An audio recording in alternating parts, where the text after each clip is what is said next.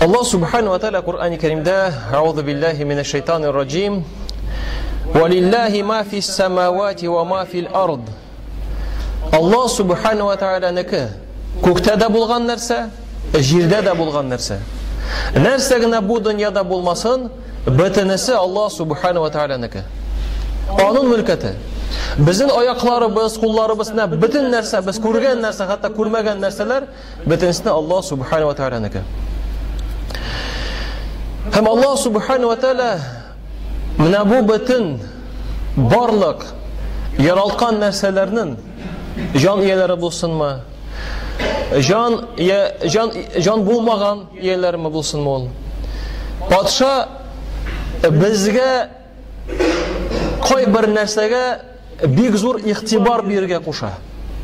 Мәсәлән, машинада безнең мөһим нәрсә ул двигатель. Шуңа двигатель карыйбыз. Двигатель миллионга җитәме ул, 500-гә җитәме? Гаиләдә ул хатын-кыз. Әмма гомумән тормышта бер нәрсә бар, ул мөһим. Аның турында без беләбез, ләкин күп очракларда уйламыйбыз.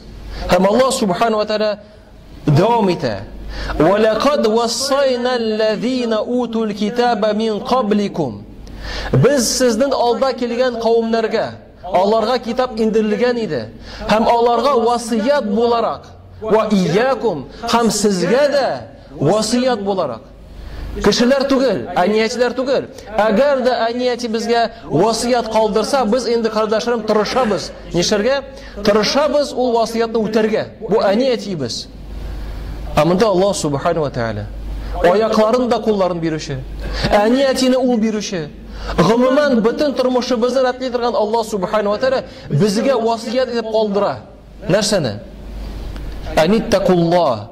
Allah subhanahu wa ta'ala карата тақва булыгыз. Менә.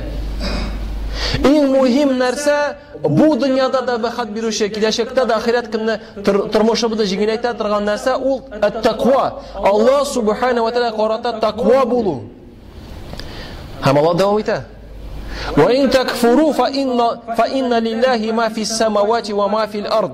Әгәр дә сез күфрлек китерсәгез, әгәр дә тақвалардан булмасагыз, Allah subhanahu wa ta'ala әйтә, булмасагыз барбер Allah subhanahu wa ta'ala бөтен нәрсә, күкләр дә, җирләр дә, анда булган нәрсәләр барбер Аллаһыныкы.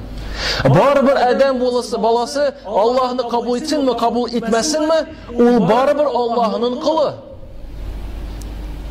Гомуми кануннар буенча кеше кайчан туын сайламый, кайчан үлүн сайламый. Ризык та Allah subhanahu wa ta'ala кулында. Барыбер адәм баласы Аллаһның кылы. Фақат кыллар арасында Аллаһны кабул итеп анарга итаат итә торган кыллар бар, һәм Аллаһка итаат итми торган кыллар бар.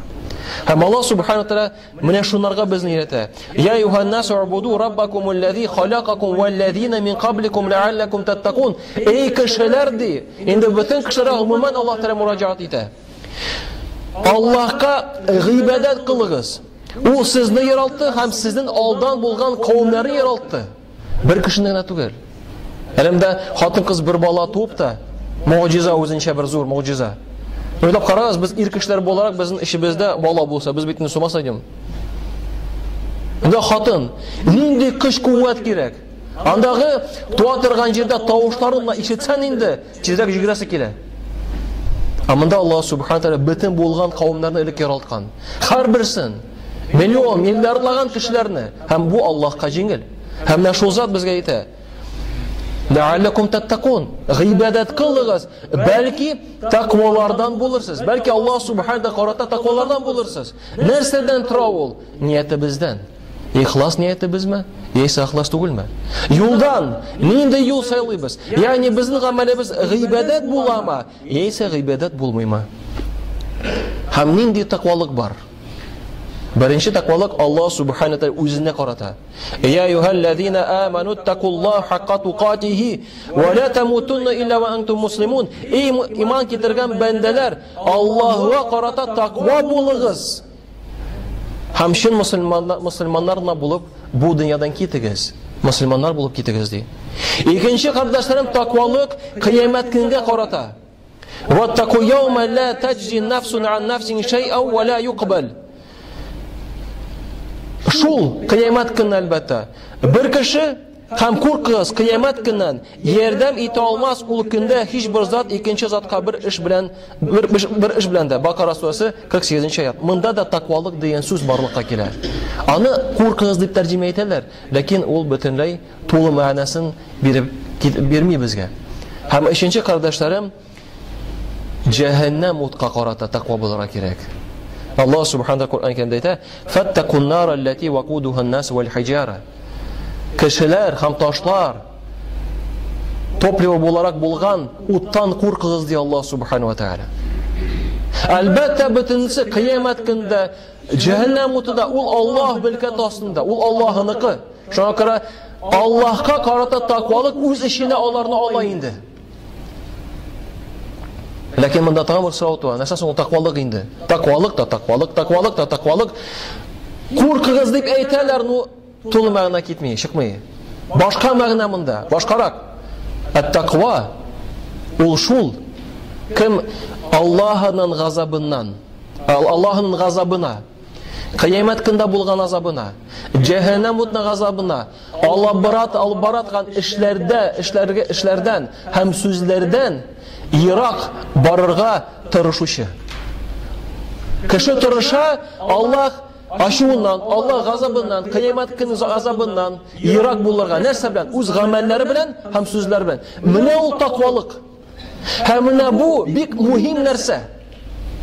Безгә дә кагылышлы, безнең әниятчеләребезгә дә, балаларыбызга да, туганнарыбызга да, иптәшләргә дә, күршеләргә дә, бөтен кешегә карата. Һәм әгәр дә без моны аңласак идек, ул бит таквалыкны түгел. Таквалык нәрсә белән булдырып була соң? Гыйбадәтләр белән. Хәтта менә бу Рамазан аенда, я аyyuhallazina amanu, иман китергән бәндәләр, кутиба алейкумус-сияма кама кутиба алаллазина мин qablikum. Сезгә элек кавымнарга язылган шикелле ураза тоту язылган. Ләаллакум таттакун. Бәлки таквалардан булырсыз. Безнең кылган гамәлләребез ни дәрәҗәдә ихлас күңелдән аларны кылабыз, шул дәрәҗәдә Аллаһка якынаябыз. Шул дәрәҗәдә таквалык сыйфаты да бездә ныгый бара. Әгәр дә таквалык сыйфаты нык булса, без бу дөньяда да рәхәттә булачакбыз. Җиңел булачак безгә. Һәм киләчәктә дә кыямат көне мизанда шул таквалык авыр булачак. Allah subhanahu wa ta'ala һәр беребезгә дә кардәшләрем шул сыйфат белән бу Рамазан аенда гыйбадәт кылып, шул сыйфатка зур дәрәҗәдә лаеклы булырга һәр беребезгә дә насип итсә иде. Чөнки кардәшләрем, ул сыйфатсыз без үзебез дә бәхетле була алмабыз, балаларыбызга да дөрес мисал күрсәтә алмабыз.